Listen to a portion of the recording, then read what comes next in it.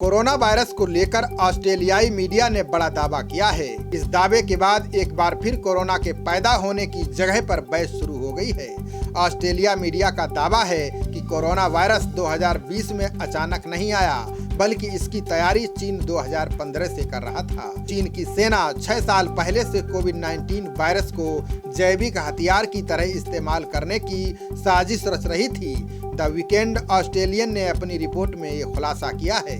Report में चीन के एक रिसर्च पेपर को आधार बनाया गया है।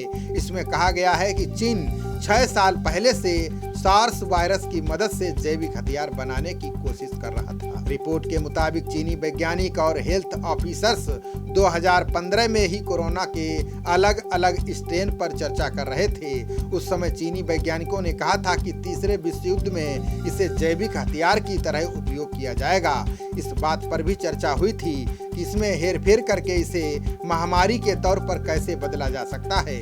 रिपोर्ट में इस बात पर भी सवाल उठाया गया है कि जब भी वायरस की जांच करने की बात आती है तो चीन पीछे हट जाता है।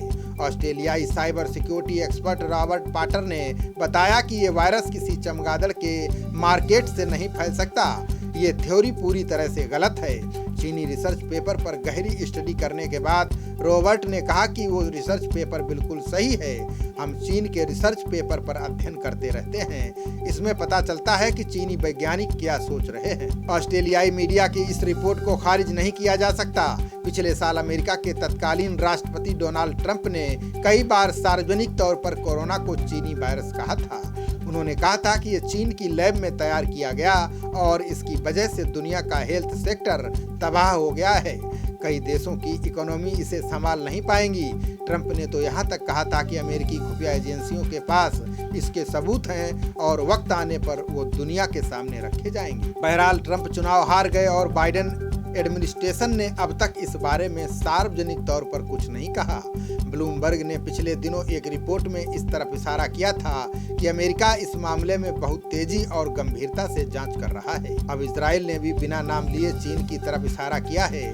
भारत में इजरायली दूतावास रॉन माल्का के बयान पर गौर करें तो वे काफी कुछ कहते हैं। माल्का ने वायरस के बारे में एक चौंका देने वाली बात कही।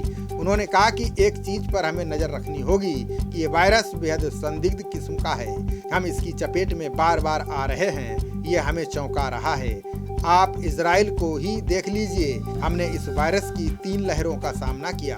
ये महामारी किसी गलत तरफ इशारा कर रही है। हालांकि ये सिर्फ वक्त की बात है। जब सभी लोगों को वैक्सीन मुहैया हो जाएगी तो हालात सुधर जाएंगे।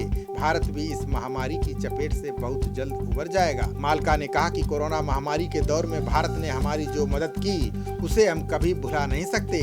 भारत और इजराइल की दोस्ती बेमिसाल है। जिन चीजों के हम एक्सपर्ट हैं उनको एक दूसरे से शेयर करते हैं। आगे भी ये काम जारी रहेगा।